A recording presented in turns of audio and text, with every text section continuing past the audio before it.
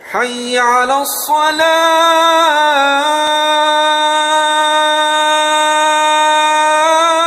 Tidak akan meminta kepada kalian upah atas jeripayah dakwahku illal mawaddata fil qurba, kecuali mawaddah pada kerabatku, keluargaku. Mawaddah, para hadirin yang saya muliakan, sepanjang pengetahuan saya itu berbeda dengan tahiyyah, berbeda dengan ta'zim wa takrim. Karena kalau saya mengatakan saya menghormati kalian, tidak berarti saya mencintai kalian. Tapi kalau saya mengatakan saya mencintai kalian, sudah pasti saya menghormati kalian, saya respect terhadap kalian. Nah, kalimat mawaddah di era kita sekarang ini sedang mengalami distorsi, pendangkalan makna, bahkan dilakukan oleh orang seperti TGB. Tahu TGB? Tahu nggak TGB itu? Dia mengomentari apa yang sekarang ini sedang viral, tentang opini yang dibangun sedemikian rupa untuk imam besar kita. Dia mengatakan bahwa walaupun dirinya tidak sepaham, tidak sejalan dengan pemikiran imam besar, tetapi saya tetap menghormatinya. Bahkan saya menghormati semua itrah Nabi Muhammad sallallahu alaihi wasallam. Perintah Allah bukan menghormati. Apalagi dia menyitir ayat ini illal mawaddata fil qurba. Silahkan Anda buka di Munjid, silahkan Anda buka di kamus Arabiyah yang lain. Tidak ada kata mawaddah sinonim atau muradifat dengan at-takrim wa ta'zim. Saya menghormati penguasa sekarang, tapi saya tidak mencintainya. Tapi kalau ada orang mengatakan saya mencintainya, sok pasti dia menghormatinya. Tolong belajar bahasa. Karena apa? Karena bahasa ini adalah sesuatu yang telah ditentukan oleh Allah Subhanahu wa taala. Allah mengatakan illal mawaddata fil qurba, bukan kemudian spontanitas, bukan faj'ah atau fuj'ah, tapi kalimat yang Allah sendiri mengatakan bilisanin arabiyyin mubin. Kenapa Allah tidak mengatakan qul la as'alukum alaihi ajran illa tahiyyata fil qurba atau illa ta'azzuma fil qurba? Tapi yang Allah katakan adalah illal mawaddata fil qurba. Kalau yang mengartikan orang yang tidak paham, orang yang tidak mengerti, orang yang tidak dikategorikan adalah intelektual, no problem. Karena mereka jauh dari orientasi manipulasi, jauh dari tujuan untuk menyesatkan. Tapi kalau yang memberi arti adalah orang yang mengerti, maka tentu ini adalah plesetan. Anda belajar bahasa karena Allah firman-Nya terbungkus dalam bahasa bilisanin arabiyyin mubin. Jangan asal ngomong, jangan asal menggunakan kata, tetapi sesungguhnya Anda sendiri tidak mengerti apa, kalimat apa yang Anda sampaikan itu. Seperti orang bicara tentang kebenaran dan kebenaran. Ketika saya bertanya, ma huwa kebenaran? Apa itu kebenaran? Benar itu apa? Kita sering mengungkapkannya, kita sering memakainya. Tapi ketika ditanya definisinya, ketika ditanya ta'rifnya, Banyak di antara kita membisu, diam 1000 bahasa. Apa itu benar? Ini persoalan yang sebetulnya ringan, sepele, tetapi ini menentukan. Karena ketika Anda tidak tahu ta'riful benar, tidak mengerti definisi benar, maka Anda tidak berhak mengatakan si fulan itu benar, si fulan itu tidak benar. Anda sendiri tidak mengerti apa itu benar. Bagaimana mungkin klaim Anda si fulan benar, si fulan tidak benar, itu benar adanya. Perlu beli kamus bahasa Indonesia, jangan beli pempek terus. Jangan untuk syai'un, sesuatu yang yadkhulu batnakum. Ya. Apa kita kata Imam Ali? Man kana himmatuhu ma yadkhulu batnah, kana qimatuhu ma yakhruju minhu. Orang yang tadi niatnya, orientasinya, pemikirannya selalu apa yang masuk ke dalam perutnya. Imam Ali mengatakan harga dirinya sama dengan yang keluar dari perut. Apa yang keluar dari perut? Itu harga dirinya orang yang semua perbuatannya, aktivitasnya pakai standar ma yadkhulu batnah. Maka harga dirinya seperti yang keluar dari perut. Jadi perlu sisipkan sedikit untuk pengetahuan kita. Dalam kamus Indonesia, benar itu adalah persesuaian. Persesuaian antara pernyataan dan kenyataan.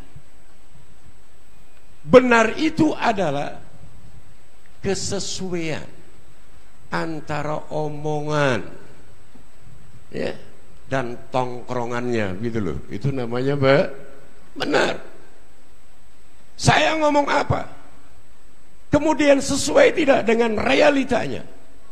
Kalau sesuai maka saya benar, kalau tidak sesuai maka saya tidak benar.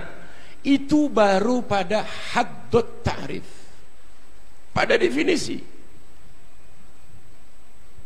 Dan Anda bisa kemudian melakukan penilaian-penilaian. Siapapun yang bicara, kalau kenyataannya tidak sama dengan yang dibicarakan, berarti bohong. Ya, dulu ketika bicara merayu Anda, ya, ingin membuka lapangan kerja sebanyak banyaknya, ya, untuk bangsa Indonesia. Nah, sekarang Anda banyak yang nganggur, di PHK juga banyak, ya, terkena pandemi juga. Kemudian saya bukan tidak percaya dengan adanya virus corona, bukan, karena salah satu daripada ipar saya juga jadi korbannya.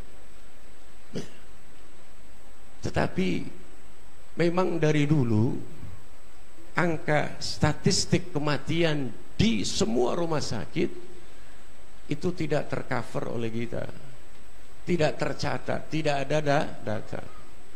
Kan setelah baru ada corona saja, si fulan mati tercatat kematian yang sekian. Dulu belum, nggak ada laporan, tidak ada repot. Apa dulu sebelum corona itu tidak ada orang mati di rumah sakit? Ya. Dan apakah kalau ada kemudian tidak punya penyebabnya? Apakah sekarang yang mati itu karena corona semua? Ya ini. Karena baru-baru saja saya membaca di sebuah jurnal bahwa klaster baru di Jakarta tidak ditimbulkan oleh kerumunan massa Habib Rizik, dan yang membuatnya adalah UI, sebuah lembaga pendidikan yang memiliki ya, kredibilitas, ya. Tapi klaster baru justru dimunculkan karena libur panjang. Kan pernah ada libur panjang. Oleh karena itu ayo kejujuran, kebenaran. Alaikum bisidqi. Allah, Nabi Muhammad menyuruh Allah menyuruh Nabi Muhammad untuk mengatakan kepada kita, alaikum bisidqi, alaika bisidqi. Ayo yang jujur, yang benar. Karena siapapun kita, kembalinya hanya kepada Allah Subhanahu. Tidak ada kembali kepada selain Allah, tidak ada. Dari mulai rakyat biasa sampai raja, dari kopral sampai jenderal, semuanya inna lillahi wa inna ilaihi rajiun, tanpa terkecuali. Dan masing-masing nanti akan berhadapan one by one, satu persatu dengan Allah Subhanahu. Ayo tolong bijaksana buat diri kita. Jangan adigang adigung. Jangan mentang-mentang sedang menjadi orang kaya, orang yang berkuasa, orang yang paling pandai barangkali, orang yang banyak masaknya, kemudian lupa diri bahwa kelak kita akan berhadapan dengan Allah Subhanahu wa ta'ala. Setiap kita itu lemah. Di hadapan Allah kita tidak punya apa-apa. Kebanggaan yang kita miliki itu juga minallah. Tidak ada sedikit pun saham kehidupan kita dalam kehidupan kita. Semua minallah. Wa ma bikum min ni'matin fa minallah. Apapun yang kita katakan nikmat, klaim nikmat, itu semua adalah dari Allah Subhanahu wa ta'ala. Oleh karena itu para hadirin yang saya muliakan, saya bicara seperti ini, semua pembicaraan saya dapati dari sebuah kitab yang diberi judul oleh muallifnya Al-Habib Hasan bin Muhammad bin Syekh Abu Bakar, dengan An-Nahrul Mawrud fi Manaqibi Syekh Abi Bakar bin Salim Fakhril Wujud. Silakan Anda buka di sana. Apa yang saya sampaikan, saya banyak merekamnya dari kitab itu. Dan yang terakhir yang saya baca di sana adalah, jika kita semua para hadirin yang saya muliakan ingin mendapatkan keamanan mutlak, aman dari apapun,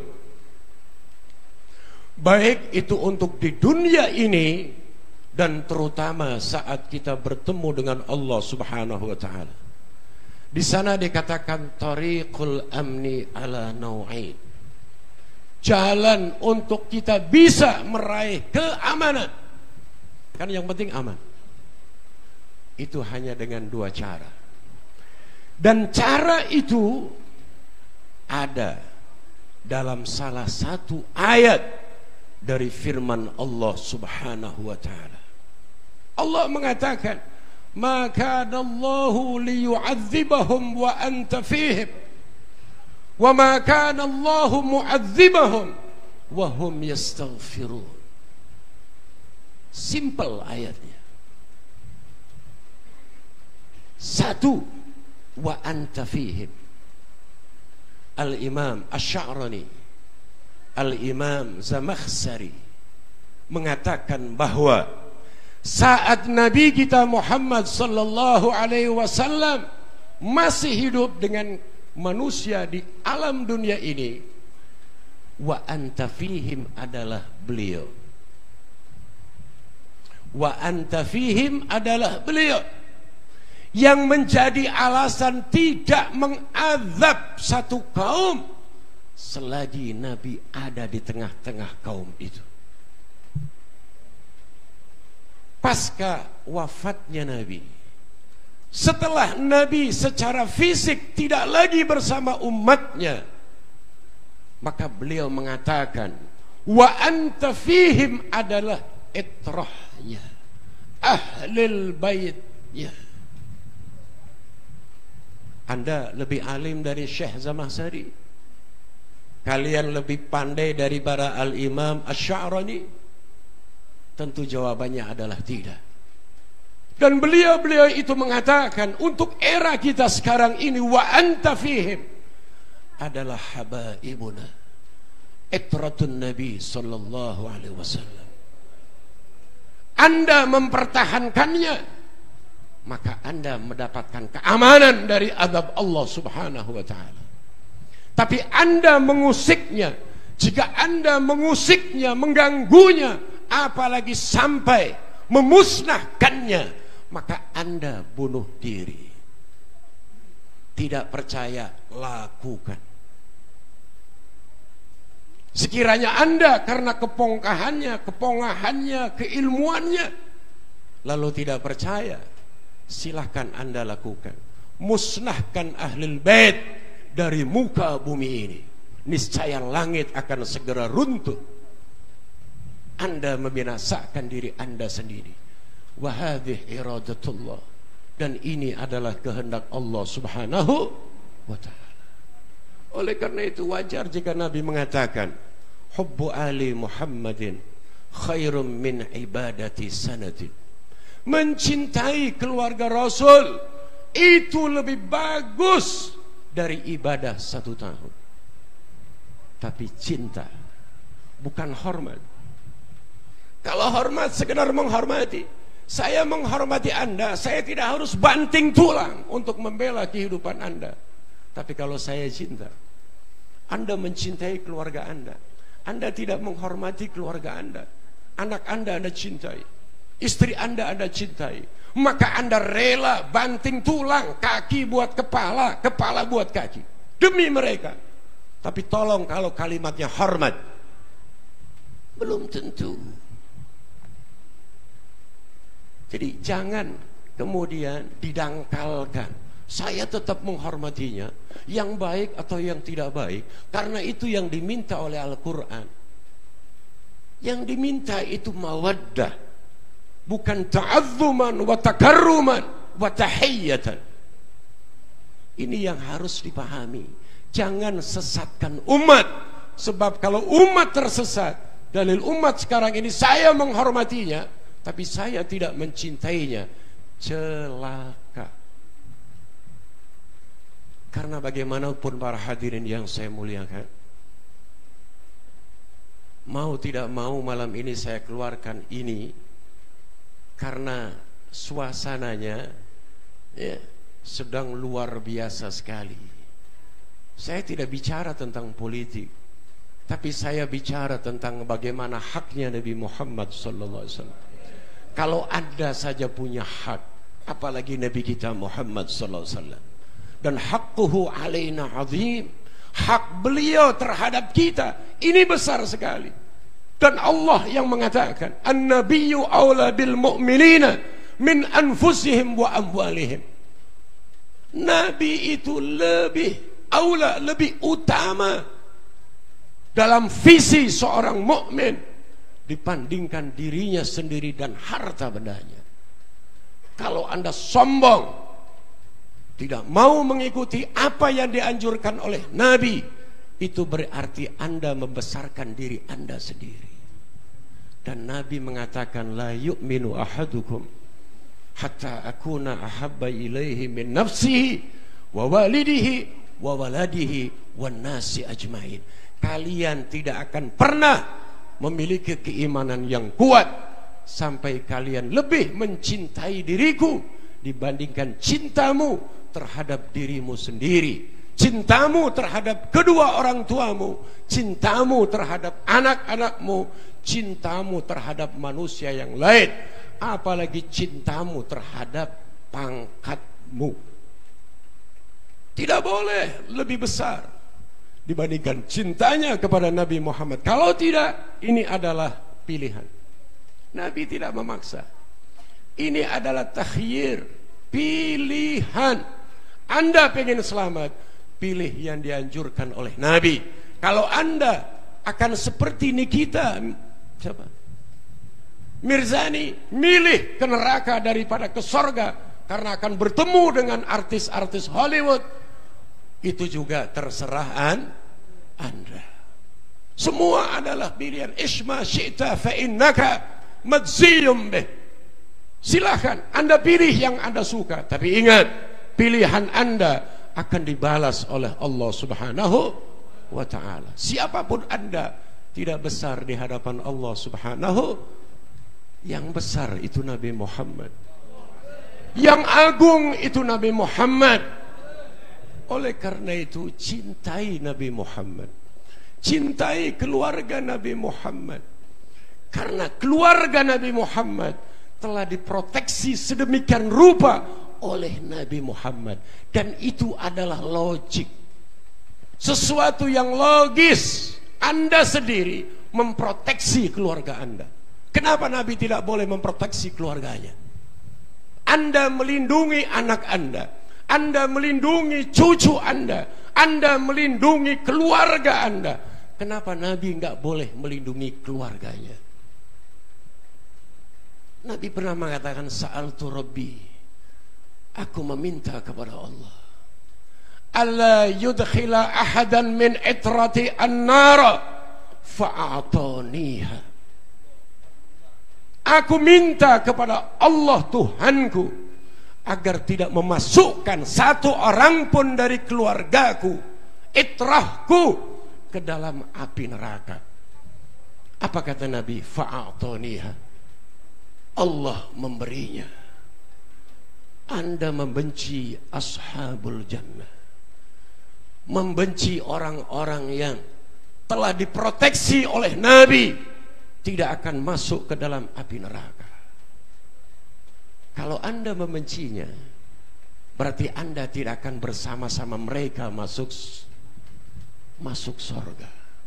Ini yang harus hati-hati. Jadi jalur aman yang pertama adalah al-mahabbah, al-mawaddah. Sedangkan jalur aman yang kedua, Allah katakan wahum yastaghfirun, jalur ibadah. Anda ingin aman di dunia maupun di akhirat nanti, maka fungsikan diri Anda sebagai abdun min ibadillah, hamba dari hamba Allah. Anda bukan penguasa di dunia ini. Pada diri Anda sendiri, Anda bukan penguasanya. Kalau Anda penguasa diri Anda sendiri, maka Anda bisa menolak Israel saat datang menjemput Anda. Tapi ternyata tidak ada satu orang pun, dari raja sampai rakyat jelata, yang bisa mengusir, yang bisa kemudian menangkal, menolak kehadiran Israel. Yang ada bergening itu hanya Nabi Muhammad SAW. Yang ada hak tawar diberikan oleh Allah itu hanya Nabi. Nabi ketika mau wafat, ya, Israel datang, beliau bertanya, "Ji'tuka za'iran aw ghabidan?" Kamu ini datang ziarah atau tugas? Apa kata Israel? Kata Allah, terserah antum. Antum yang menentukan, Anda yang menentukan. Kalau Anda mengatakan saya ziarah, melancong, sowan, bertamu, itu yang terjadi. Tapi kalau Anda juga menghendaki saya tugas, itu pun yang terjadi. Oleh karena itu Nabi memilih ila rafiqil a'la, menjadikan Israel kehadirannya sebagai malakul maut atas kehendak Nabi sendiri. Yang lain nggak begitu, ya. Apalagi yang nggak mau brodot sekalian, ya. Dan orang yang membenci Nabi, membenci keluarga Nabi, naudzubillah min dzalik, akibatnya, azabnya adalah su'ul khatimah. Sebaliknya yang mencintainya, akibatnya adalah husnul khatimah. Jadi ingat, tariqul amni, jalan untuk aman hanya dua: mahabbatul Mustafa wa auladuh, kemudian ibadah kepada Allah Subhanahu wa ta'ala. Hadza minni wal afu minkum. Assalamualaikum warahmatullahi wabarakatuh.